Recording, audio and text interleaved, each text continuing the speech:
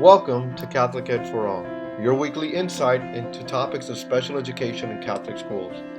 My name is Dr. Raul Escarpio, and I invite you to join me each week as we learn how to be more inclusive in Catholic schools and continue to live out St. John Paul II's message of open wide the doors to Christ. Many thanks go out to RCL Benziger, who is generously sponsoring this podcast. RCL Benziger enriches the worldwide Catholic community by providing the most engaging and highest quality resources, programs, and services rooted in the rich and diverse tradition of the Catholic faith. And now, on to our show. Today, I am joined by Sister Edward Quinn, Assistant Superintendent of Curriculum, Instruction, and Assessment for the Archdiocese of Philadelphia Schools. Hello, Sister Edward. Welcome to the show and Well, thanks for being here. you're welcome, Raul. It's my pleasure. Sister, can you tell the audience a little bit about yourself and especially your order? Well, I'm a sister servant of the Immaculate Heart of Mary from Immaculata, Pennsylvania, and my community has been and hopefully will always be dedicated to Catholic education as our primary mission. Our mission is to bring our students to fullness of life in the church and to a greater understanding and participation in the ministry of the church. As far as myself, I've been a member of my community. This is my 55th year in Catholic education. Wow. I have done it all I've taught every level from pre-kindergarten through 8th grade at the elementary level. At the secondary level, I taught summer school failures. And at the college level, I taught teacher preparation students in the graduate division as an adjunct professor for 19 years. I was teaching elementary school in the day and teaching college classes at night. But it was something I loved to do because I felt that my teaching during the day gave credibility to what I was doing at night. So I enjoyed that. I've been in education, I could say, almost my whole life. I was born and raised in a family of 15 children. So we had our own classroom at home. Mm-hmm. And if I could elaborate a little bit, if I were to have my own school, it could be filled with my nieces and nephews. I'm up to 123 at this point in time. So I often laugh. My father used to say he never had much money, but he propagated the faith in his own way. So we are continuing to increase and multiply. Amen. And what a great Catholic family that is, sister. 15 kids. That's a great Catholic family. With all those nieces and nephews, sister, it must get a little confusing with birthdays and all that. Oh, it does. I'm at the point now where I remember my sisters and brothers' birthdays, but when it comes to nieces and nephews, unless I see the date on Facebook or something like that, I don't think to congratulate them or wish them a happy birthday. Wow. Wow, I've never met a person like with 15. My mother, God rest her soul, had 9, and my dad, God rest his soul, had 13 brothers and sisters. So yeah, their families, my grandparents propagated the faith as well. So wow, sister, that's fantastic. I want to share something I have in common with you.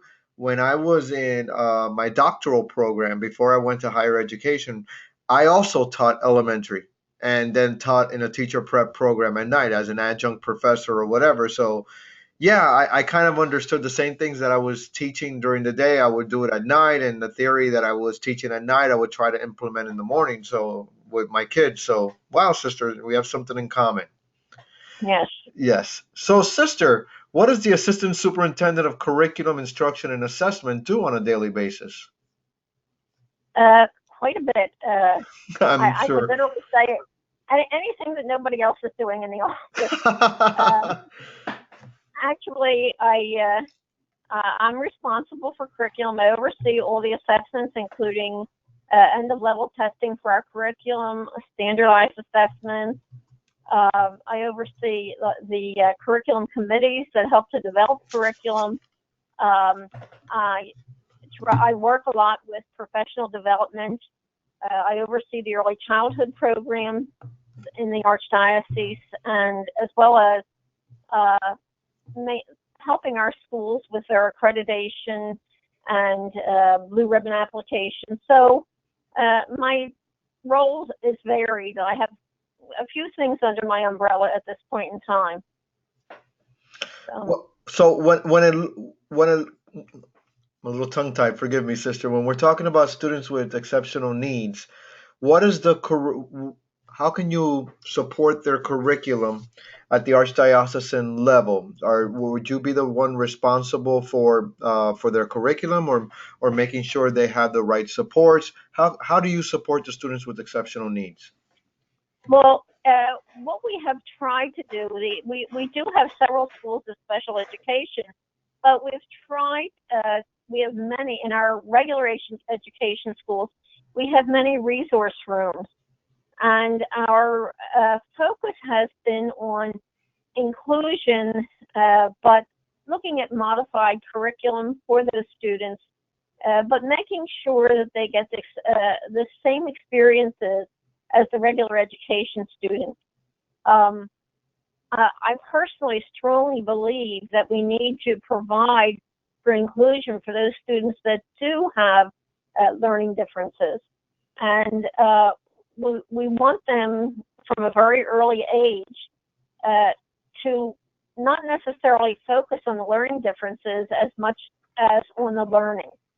And with the support of parents, with the support of teachers, we sometimes, instruct the students in the resource rooms, but they're in their regular classroom for many of the other subject areas, such as the fine arts and their religion classes, so that they have the same experiences as our regular Catholic education students, going to mass with their class and participating in social activities, because we feel that that's important in the education of the whole child. We'd really like to see much more of the special needs students being accommodated in our regular education classrooms. So you're hoping to take them to have less students in resource and more in the general classrooms, is what you're saying. Not necessarily, but we want them in our schools with the regular education classroom rather than in separate schools. Uh, like we, rather than say, well, this child needs special education, so they have to go to a separate school, or they have to go off to a public school that has a special education class. We want to accommodate them more within the context of the schools that we have that do exist. That's fantastic. So in looking at those programs that you're talking about, do you have any model programs that you'd like to share that are doing great work with exceptional students?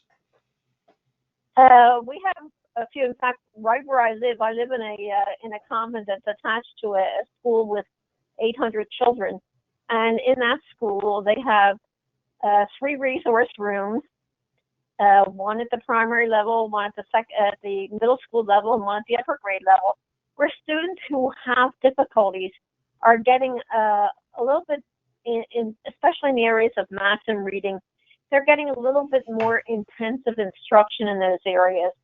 And what I'm trying to do right now, we just got our standardized test results back, and I'm doing an item analysis for the schools of what are the skills they really need to focus on. And we do get that item analysis individually by the students. So if we can work more closely with the results of our assessments and look at assessment not so much as a test, but as a guide for further instruction, I think it would benefit our students much more, and it would help our teachers much more to address the issues that the students have. So that's one of the focuses, that I'm working with the schools in general. But the school that's right attached to the convent has had these resource rooms for, I would say, 15 years. And the students leaving the school are very well equipped to handle high school when they leave us.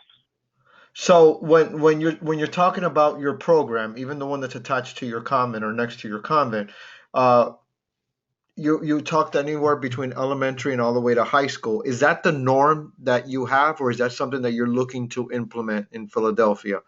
Are your exceptional programs more geared towards lower grades, or are they multi-grade? They are multi-grade, and we even have them in our high schools. Okay, We have several of our high schools that have special needs classes. fantastic, sister. And you were touching on the assessment part, which is the third part of your of your job description. Uh, Sister, what are some difficulties you're finding with the exceptional learners and the assessment piece? To be honest with you, one of the biggest challenges I find is convincing the teachers that accommodations can be different for different children. Amen. Uh, Sometimes the mindset is the only accommodation they need is extra time, and that's not always the proper accommodation for what the child needs. We need to pay a little closer attention to what the prescription is for the child as far as their needs and accommodate them in that way in the classroom as well as when they're doing assessments. So the accommodations given during assessments should not be separated from the day-to-day accommodations that the students are getting. Um, and I find that sometimes uh, children are, would you say, labeled as slow learners, and they Mhm. never get out of that because we have not properly accommodated them. And I think we need to look at that a lot more closely as to how we're going to accommodate them and how we're going to use our instructional methods. Because I think one of the things by using inclusion, these children who are slower learners are gaining the experience that the other students have. Whereas if they were in separate schools, separate classes by themselves all day, they would never experience that. And I think that's part of the learning process. They're going into a world where they have to uh, exist and encounter other people in the world, and we can't keep them separated all the time for their learning experiences. Amen. And I want to share that sentiment with you. I think there's a lot of misconceptions, sister, when it comes to accommodations, as you're saying. And I want to add just a little piece to what you were saying. First of all, not all students should have the same accommodations, because what one student should have should another student doesn't need. So, but when it comes to testing, yeah, that's really tough. I used to tell my teachers, I said, if you want to accommodate a student by telling them that he has to stand on his head while he repeats his multiplication facts, we can't have that happen during assessment. We really can't. But make sure that whatever you're doing in the classroom, you can translate it to the assessment phase, or the standardized assessments, or whatever, and that way the student can do it. And the other thing about accommodations that I feel sometimes misses the mark is it doesn't take the place of the student not taking the test. It's like allowing our babies to come and sit at the big boy table. It allows them to Right. compete just like everybody else. That's what accommodations should do for most of the students with exceptionalities, not the one with intellectual difficulties. It just allows them to sit at the table and complete the test just like everybody else. And what does that look like, sister? We know that extra time, some breaks along the way, maybe some the directions read aloud for them. It just depends and varies by the student. Right, and it could be even the teacher sticking close by the student to keep the student on track with what they're doing. Absolutely. Uh, A proximity prompt right next to the person allows them to work, and whatever allows them success without changing the design of the assessment is what I like to say. Speaking of saying, sister, I have this hashtag that I'm working with all my guests this year, and it's the hashtag start with one. And I'm asking all my guests to offer advice, and you are in a leadership position in Philadelphia. If you're looking at a principal that's coming to you and looking to start a program or whatever, we're always talking about starting with one student and creating support for that student. What advice can you offer a principal or a school that would like to start a program for exceptional learners? I think the first piece of advice I would give would be make sure your teachers are prepared. Make sure your teachers are aware of the students' needs and are prepared to accommodate those students' needs in the context of the larger classroom. They can't go in blindly.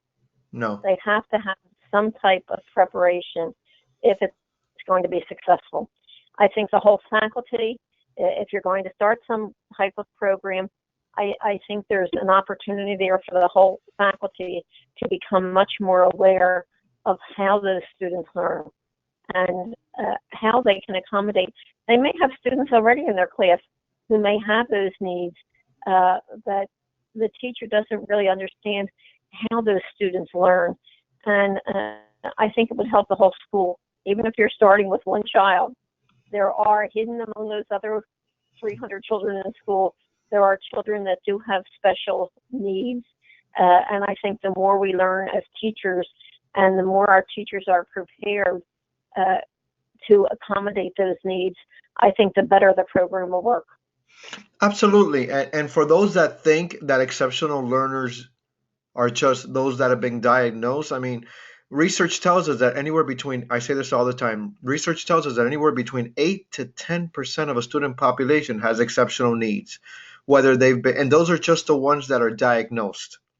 So Mm-hmm. chances are that if you have a typical, air quotes here, students in your class, maybe some of them require exceptional are exceptional, so they might require your attention. And Sister, I think go I ahead. think in a way I think every one of us is an exceptional learner in some way.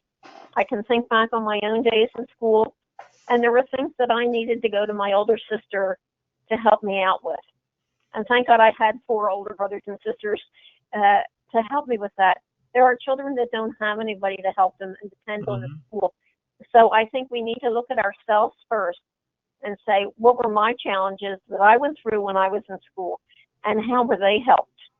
And because they were helped, I need to be that guide on the side for these children that need somebody to help them. I agree totally. I have horror stories about my high school math teacher that my joke is no amount of therapy would ever help me get through that, and it's just we all have needs that require us. I mean, we all have special needs, whether we have them diagnosed or not. Some students just require a little more extra attention. But yes, sister, I totally agree with you. So with that being said, what should Catholic special education look like? Well, Catholic special education should go back to the words of Jesus that says, let the little children come to me, whoever they are. They're his children, and we need to treat them all as his children and let them come. Don't push them away just because they have special needs. I think it's part of our Catholic identity that we reach out to everyone. I know it's a challenge. I know we're not all particularly equipped, but with a little bit of learning and a lot of prayer, we can do it. Amen. Amen. Thank you for reminding and insisting what the true mission of a Catholic school should be, to evangelize and to try to get these kids to heaven. And that's the true mission. Mhm. Sister, I It want is. to I want to thank you for joining me today on this podcast. I know you're a very busy person, and I just want to wish you many prayers and many blessings as you continue your mission in Philadelphia. Thank you very much, Raul. God bless you, sister. Well, that's it for this week. If this podcast was a blessing to you, can you please head over to iTunes and subscribe and give us a review or a rating? It really does help other Catholic educators find the podcast and use it as a resource. Thanks again to the amazing people at RCL Benziger for generously sponsoring this podcast. Check out their new resource for Catholic schools, Blessed Are We, Faith in Action, which enables teachers to share the love of Christ with children who have special needs. Visit rclbenziger.com to learn more. Join me again next time as we continue to advance God's kingdom by including all of God's children in Catholic schools and faith formation. Until then, this is Dr. Raul Escarpio. Thanks for listening, and may God bless your day.